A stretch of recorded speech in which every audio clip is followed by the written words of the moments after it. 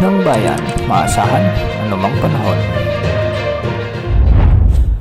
Magandang araw po sa ating lahat. Narito na ang latest update sa lagay ng ating panahon ngayon at sa magiging lagay ng ating panahon sa susunod na 24 oras. Sa kasalukuyan nga ay patuloy na nagdadala ng maulap na kalangitan at may mga kalat-kalat na pag-ulan ang Intertropical Convergence Zone o ITCZ sa Southern Mindanao. Samantalang easterlies naman ang nakakaapekto sa nalalabing bahagi ng ating bansa.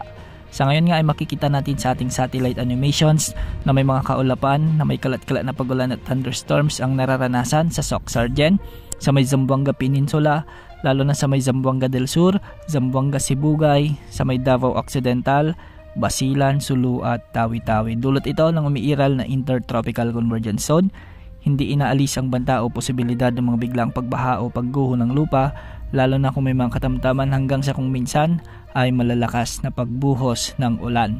Pinag-iingat natin ang ating mga kababayan dito, lalo na yung ilang araw nang nakakaranas ng mga pag-ulan. Samantala sa nalalabing bahagi naman ng Mindanao ay makikita natin na magiging bagyang maulap hanggang sa maulap ang papawirin na may mga isolated rain showers and thunderstorms. Dulot pa rin ito ng umiiral na Intertropical Convergence Zone. Hindi rin inaalis ang banta o posibilidad ng mga flash floods o landslide, lalo na kung may mga umiiral na severe thunderstorms. Sa Luzon ay may mga kalat-kalat namang mga pag-ulan o thunderstorms, lalo na sa may Cordillera Administrative Region at ilang bahagi ng Central Luzon at Ilocos Region. Pansamantala lamang ang mga pag-ulang ito, ngunit posible pa rin ang banta ng mga pagbaha o pagguho ng lupa, lalo na kung may mga umiiral na severe thunderstorms. Sa nalalabing bahagi ng Luzon ay magiging bagyang maulap hanggang sa maulap naman ang mga papawirin na may mga kalat-kalat na pag-ulan at thunderstorms. Para naman sa rehiyon ng Visayas, ang Western Visayas kasama ng Negros Island ay makakaranas naman ng mga kalat-kalat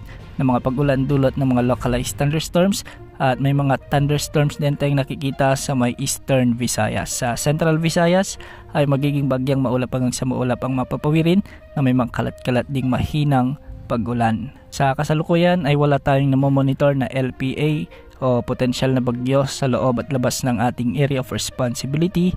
Ngunit base naman sa latest tropical cyclone threat potential forecast ng Pag-asa ay may namomonitor silang potensyal na sama ng panahon at posibleng mabuo ito sa silangan ng Mindanao sa susunod na linggo.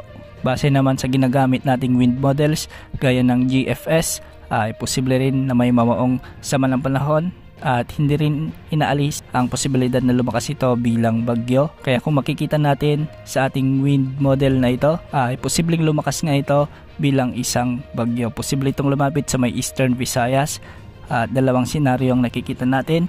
Posible itong maglandfall sa may Visayas, sa may Bicol region, at ang isang senaryo naman ay liliko ito o magre-recurve ng hilagang silangan.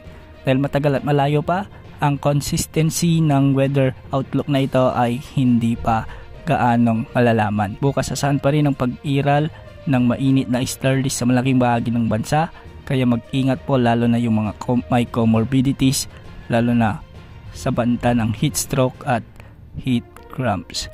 Yan ang update sa lagay ng panahon. Ito pang weather update ng bayan, maasahan anumang panahon.